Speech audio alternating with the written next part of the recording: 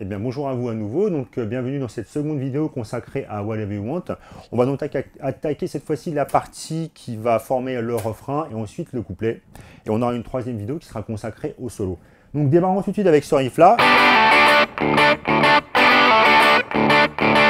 Alors comment est-ce que ça va se passer?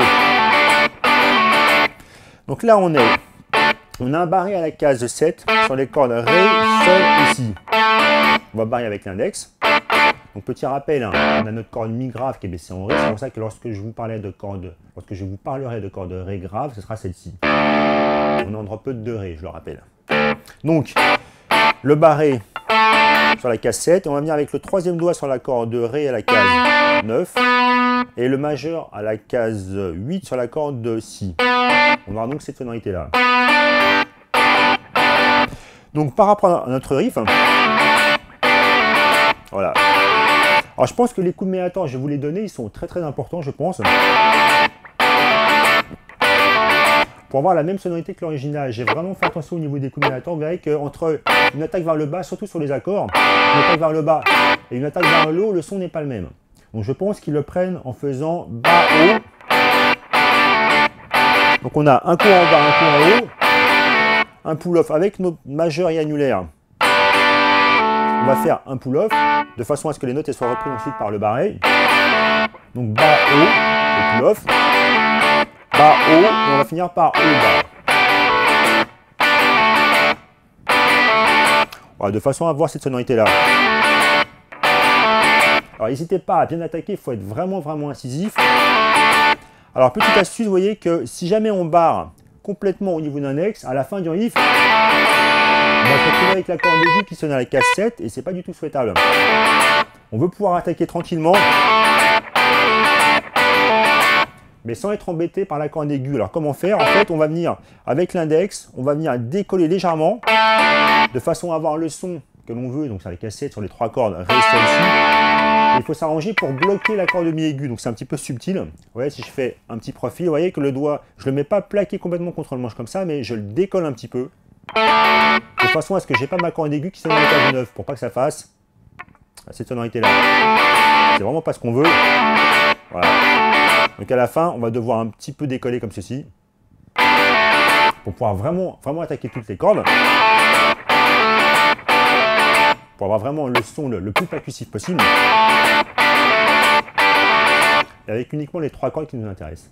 Donc ça c'est une petite astuce. Alors autre petite astuce, vous voyez qu'au niveau des coups de médiator, si vous regardez des vidéos sur internet, il y a beaucoup de gens qui jouent ce morceau là, mais qui donnent uniquement des coups de médiator vers le bas comme ceci. Vous voyez, qui font donc l'accord de Ré grave excusez-moi, la corde Ré grave vers le bas. Et là, on va jouer donc le barré, les cordes Ré et Sol à la cassette. Donc l'index il bouge pas. Et vous voyez que si on attaque ça vers le bas, on n'obtient pas le groove du morceau. Je pense que dans la version originale, la partie quand on la corde Ré grave, on la prend vers le bas, mais je pense que la corde Ré et Sol, je pense que c'est joué vers le haut. Et toutes les parties du riff, tous les riffs sont joués de cette façon-là, avec des coups vers le haut qui tombent sur le temps. Alors c'est vrai que c'est pas très intuitif, on a plutôt l'habitude de placer les coups vers le bas sur le temps, mais là c'est l'inverse. Je rappelle que si jamais on place tout sur le temps, ça va sonner comme ceci avec des combats. Vous voyez que le son n'est pas le même entre ça et ça. On se rapproche beaucoup plus du son du groove de l'original avec bas, haut, bas, haut, bas, haut, sachant que ce sont des coups vers le haut qui tombent sur le temps. Essayez les deux, vous verrez. Vous voyez qu'entre ça et ça, le son n'est pas le même. En tout cas, c'est mon avis, donc j'ai préféré le prendre comme ça. Après, si vous préférez placer tous les coups négatifs vers le bas, grand bien vous fasse. Mais bon, vous n'êtes pas sûr de pouvoir réussir vraiment à le faire sonner comme sur la version de l'album. Bref, alors je reprends. Donc moi je fais bas haut, hein. Bas haut, ça bouge. Donc pensez à bien relever l'index, des fois j'oublie.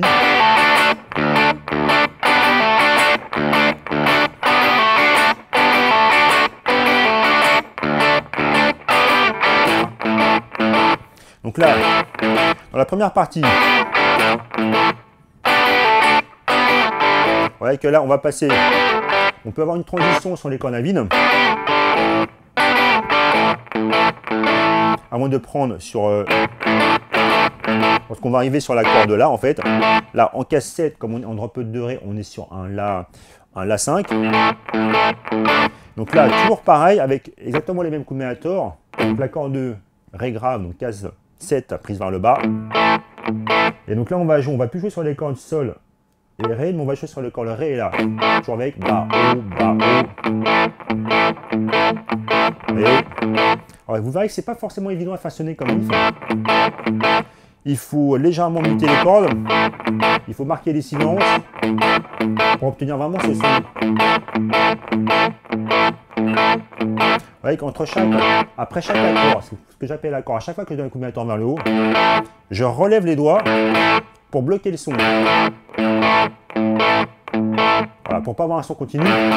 Que si vous laissez appuyer avec l'index, qu'est-ce qui se passe? Vous avez ça. Et clairement, c'est pas comme ça que ça sonne. Il faut vraiment. Donc l'astuce, c'est de à chaque fois, après chaque coup de médiator vers le haut, vous décollez les cordes du manche, mais surtout vous ne lâchez pas. Et si jamais vous lâchez, vous avez toutes les cordes à vide qui vont venir un petit peu vous embêter au niveau du son, et ça ne va pas le faire. Donc vous relâchez la pression au niveau des cordes, mais surtout, vous conservez l'index posé sur toutes les cordes pour ne pas être gêné par les cordes à vide. Alors je reprends un petit peu tout ça.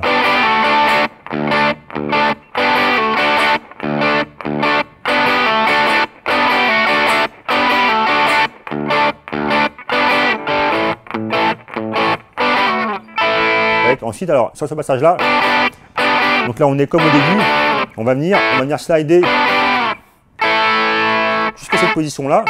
On va également prendre vers le haut. Vous voyez, c'est pareil, entre ça et ça, le son n'est pas le même.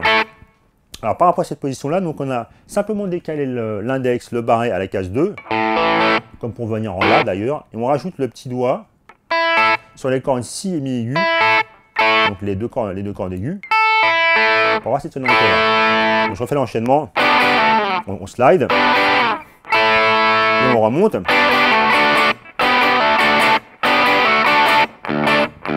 Voilà, donc ça c'est la première partie du riff. Ensuite on a la batterie qui démarre, donc ça groove exactement de la même façon.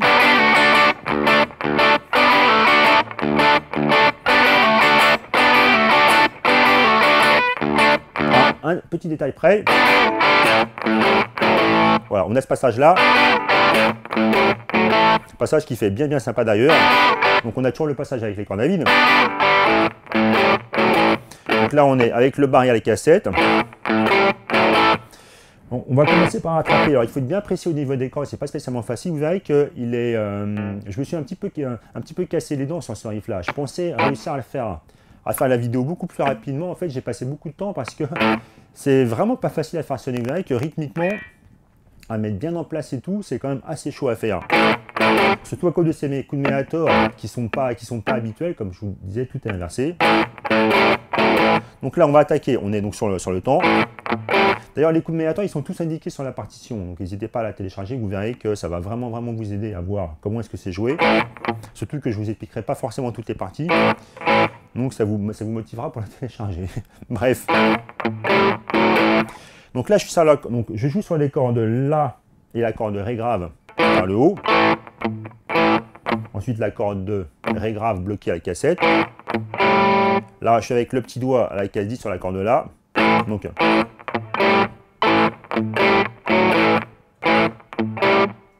je viens à la case 9 pardon, avec de l'annulaire. Et on va terminer. Là, on va prendre 3 cordes. Donc, toujours cette fois-ci, on est avec sur le coup de mélator vers le haut. Donc, au niveau des coups de mélator, ça fait haut, haut, bas, haut, bas, haut. Donc, je refais ce passage-là.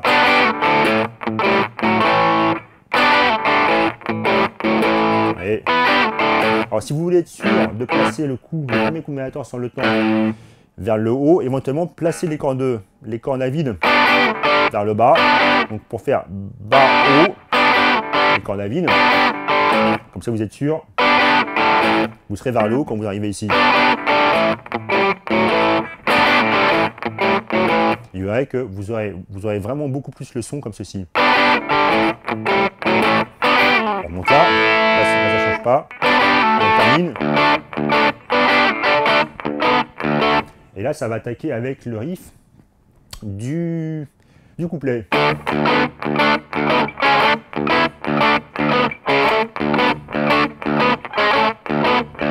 Alors, donc, soit il fait un petit peu donc, du couplet, voyons voir. Donc là, on est avec une position rock'n'roll typique. Donc là, je suis avec le barré. On a un barré avec... D'ailleurs, c'est pas...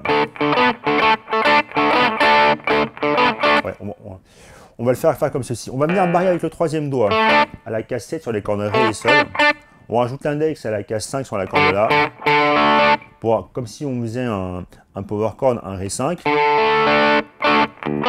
Et donc là, classiquement, on va venir avec le petit doigt à la case 9. Alors, n'oubliez pas, c'est pareil, les coups de mélator inversés.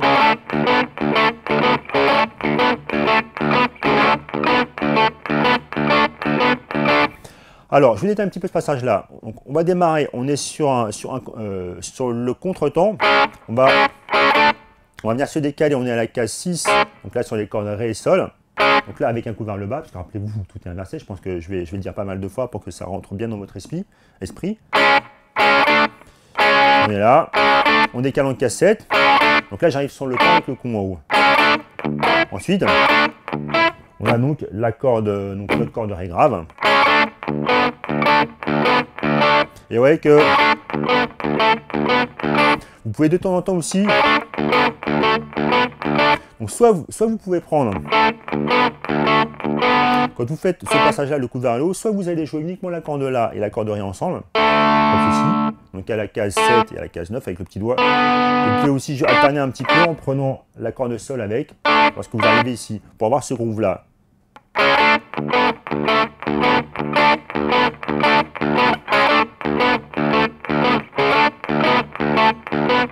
Ouais, donc soit, comme je vous disais, vous avez aussi la liberté de prendre la corde Sol, c'est comme ça qu'ils le font sonner. De temps en temps, on a la corde Sol qui intervient, de temps en temps, elle n'intervient pas. Donc je refais un petit peu ça doucement.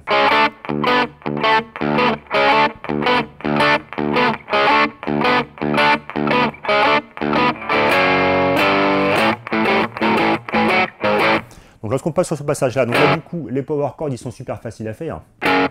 Quand on est en drop de rythme, il suffit de faire un barré. Et vous avez là un power chord. Donc là on est case 4, case 5. On va venir ensuite à la case 7. Donc on commence avec, pour faire la transition, on peut passer par les cordes à vide. Donc là, même chose, tout est inversé au niveau du Ménator. Donc on arrive ici sur le temps, la case 7. C'est le même genre de plan qu'on a vu tout à l'heure lors de l'intro lorsque la batterie démarre. Avec un petit décalage en plus pour passer de 6 à 7 ici. Ça repart. Là ça recommence.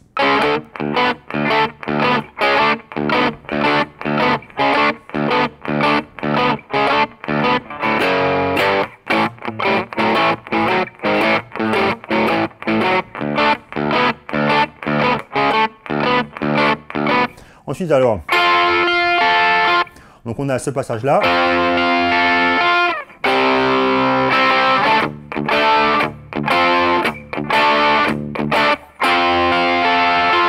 Alors je vous explique un petit peu comment façonner cette partie là. Donc c'est ce qui va, on peut appeler ça un pont en fait, qui va attaquer juste avant la partie de refrain. Donc là on va venir barrer sur les 3 cordes Ré, Sol, Si comme tout à l'heure avec l'index à la case 10. On rajoute le petit doigt à la case 13 sur la corde Mi aiguë. Donc là, on attaque les 3 cordes vers le bas, Ré, Sol, Si. On attaque ensuite la corde Mi aiguë. On remonte sur la corde Si. Jusqu'à la corde Sol. Ça fait un espèce d'arpège. On slide ensuite la position.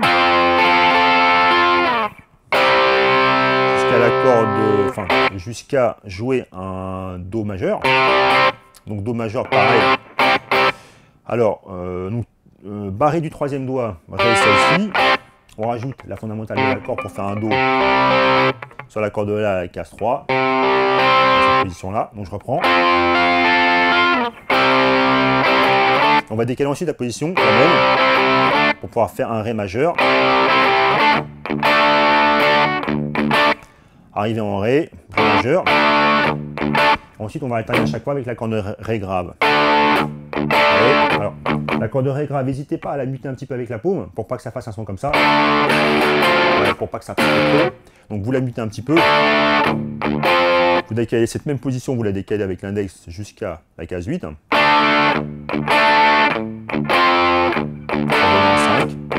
Et ça recommence. Donc vous pouvez un petit peu travailler ça en boucle de façon à mémoriser l'enchaînement.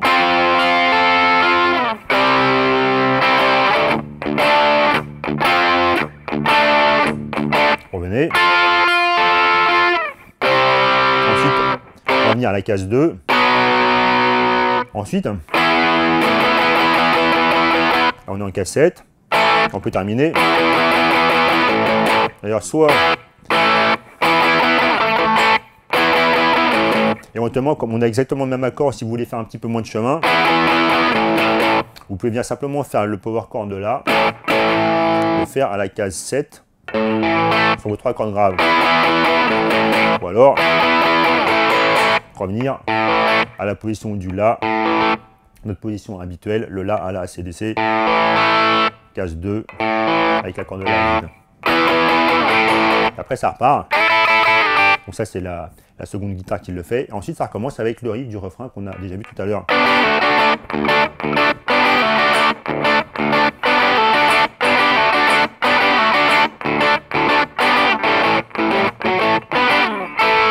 Ça part.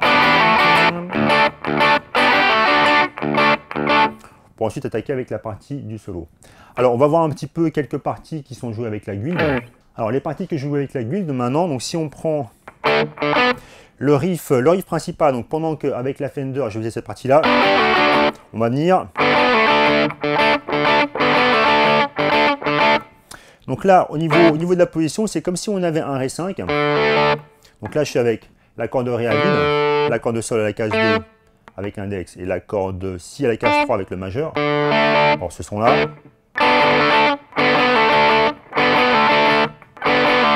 On va voir cet enchaînement-là. Et on va compléter la position avec le 3e doigt sur la corde Sol sur la corde de Sol à la case 4 que je prends avec l'annulaire. Et donc je vous disais, pendant que la deuxième guitare fait cette partie-là, on a cette partie-là ici. Donc c'est toujours pareil, lorsque vous avez ce groove-là, vous avez des combinateurs qui sont également massés parce que rappelez-vous, ça ne sonne pas pareil. Ouais, si je fais ça comme ça, le son n'est pas le même.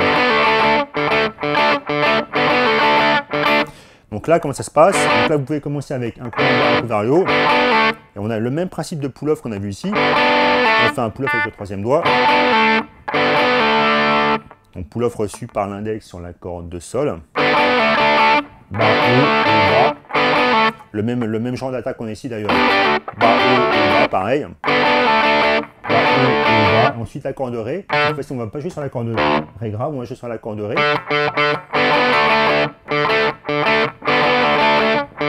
Donc toujours pareil avec les combinateurs vers le haut. Donc bas, haut, bas, haut, bas, haut.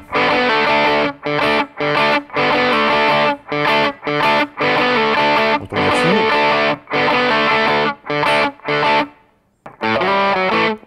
Ensuite, ce passage-là.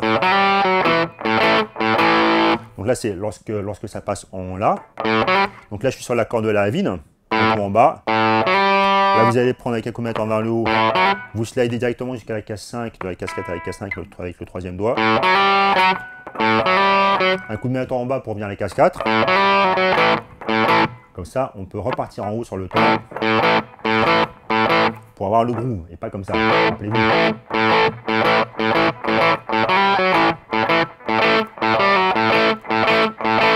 Alors, je refais ce passage-là. Donc dans la première partie, on voit qu'on a uniquement la corde de La et la corde de Ré qu'on prend ensemble. Comme ceci.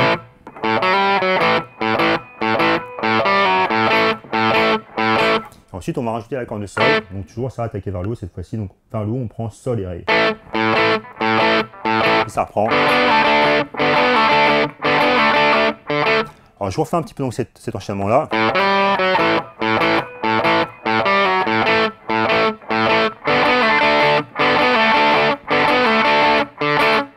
Voilà. Et donc le groove en fait, enfin le riff, lorsque la batterie démarre, c'est exactement non pareil.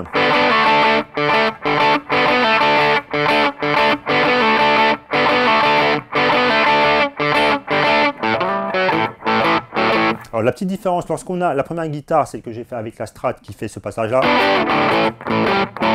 Ouais, ce passage ici. On a donc la partie que je fais avec la guilde qui va sonner comme ça. Ouais. On ajoute ce passage-là. Parfait. Je vais simplement avec le troisième doigt sur la corde La, sur la corde Ré, pardon. Pour avoir ce passage. Là, la corde Là, la corde Ré ensemble, et je reviens. On relâche le troisième doigt, on revient avec le barré normal. Et la suite, avec le slide, sonne exactement pareil. Donc je refais un petit peu cet enchaînement-là.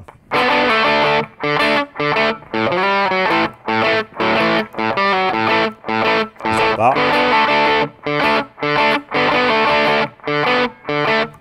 Ensuite, ça va attaquer avec le couplet. Alors, le couplet, donc, ça démarre.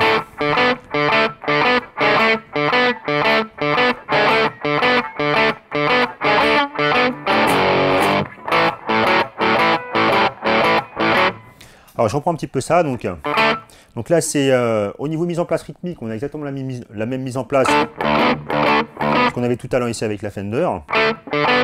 Donc là, on va attaquer, donc toujours pareil, les coups de main vers le haut sur le temps.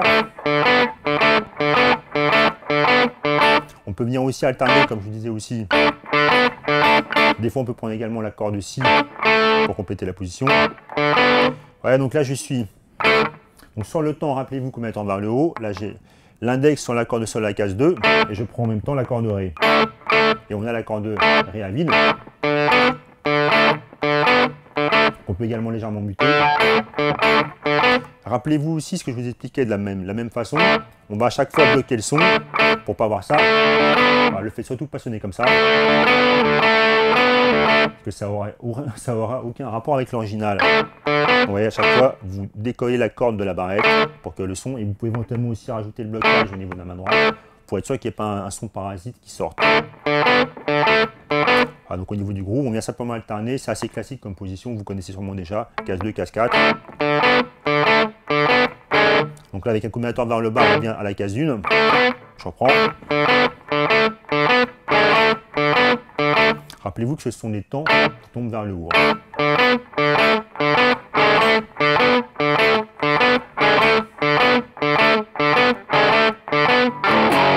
Donc là, même genre de position qu'on a vu tout à l'heure, 4, 5. Là, c'est exactement le même groove qu'on vient de voir, mais décalé en La. Donc toujours pareil. Ça repart. Et ça recommence.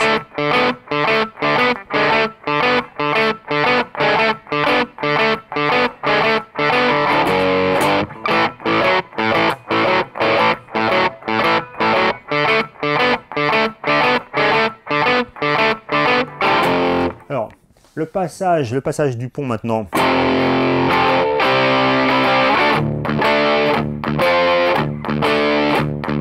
Donc là, on est power chord à la case 3.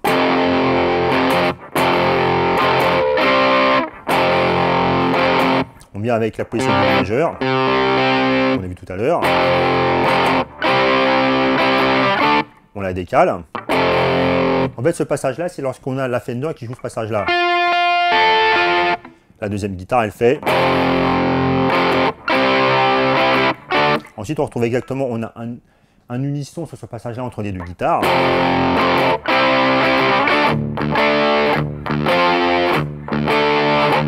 On revient pareil. Cassette.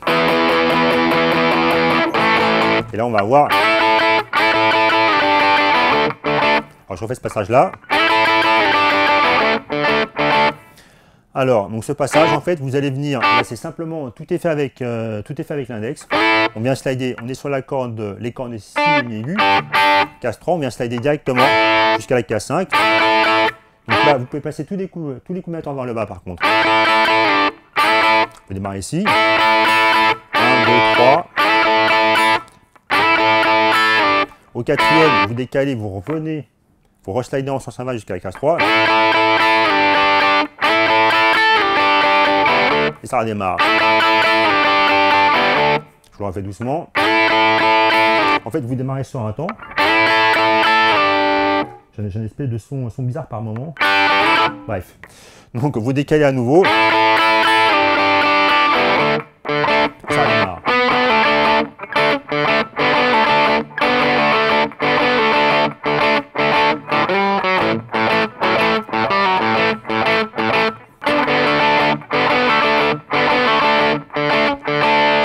Voilà.